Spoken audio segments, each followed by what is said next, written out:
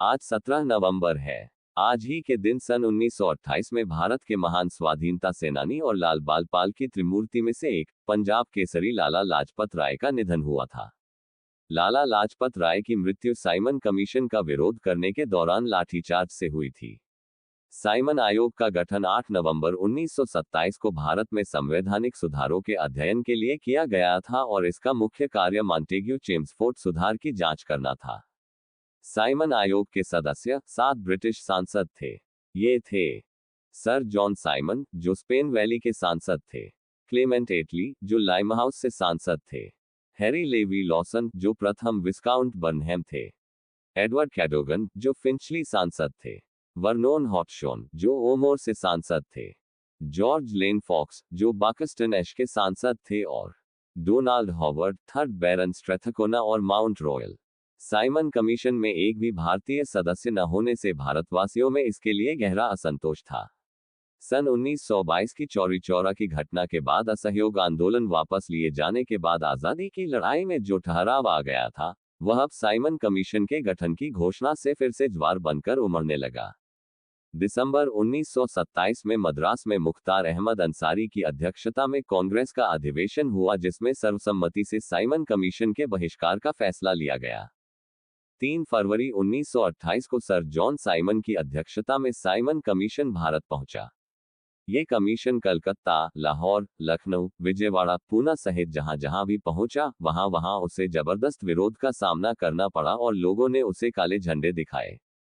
पूरे देश में साइमन गो बैक के नारे गूंजने लगे। लखनऊ में हुए लाठीचार्ज में पंडित जवाहरलाल नेहरू और गोविंद वल्लभ पंत को भीषण चोट लगी। 30 अक्टूबर 1928 को लाहौर में साइमन कमीशन के विरोध में प्रदर्शन का नेतृत्व शेरे पंजाब लाला लाजपत राय ने किया। नौजवान भारत सभा के क्रांतिकारियों ने साइमन के विरोध में सभा एवं प्रदर्शन का प्रबंध संभाला। जहां से कमीशन के सदस्यों को निकलना था, वहां भीड़ ज्यादा थी। लाहौर के पुलिस अधीक्षक स्कॉट ने लाठीचार्ज का आदेश दिया और उप अधीक्षक सैंडर्स प्रदर्शनकारी भीड़ पर टूट पड़ा। भगत सिंह और उनके साथियों ने यह अत्याचार देखा, किंतु लाला जी ने शांत रहने को कहा। इतने में स्वयं स्कॉट ने लाला लाजपत राय पर को निर्दयतापूर्वक लाठियां बरसाई, जिससे वह गंभीर रूप से घायल हो गए।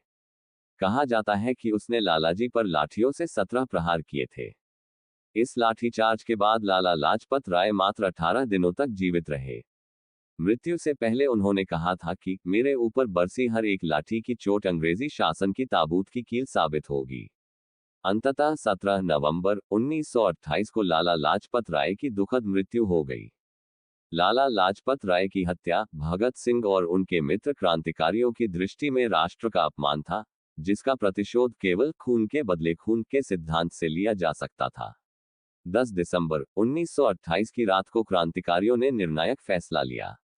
भगत सिंह, चंद्रशेखर आजाद, राजगुरु, सुखदेव, जयगोपाल, दुर्गा भाभी आदि एकत्रित हुए। भगत सिंह ने कहा कि उसे मेरे हाथों से मरना चाहिए। आजाद, राजगुरु, सुखदेव और जयगोपाल सहित भगत सिंह को यह काम सौंपा गया। 17 दिसंबर 1928 को उप अधीक्षक सैंडर्स दफ्तर से बाहर निकला।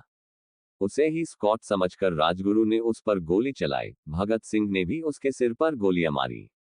अंग्रेज सत्ता कांप उठी। अगले दिन एक इश्तिहार भी बन गया, लाहौर की दीवारों पर चिपका दिया गया।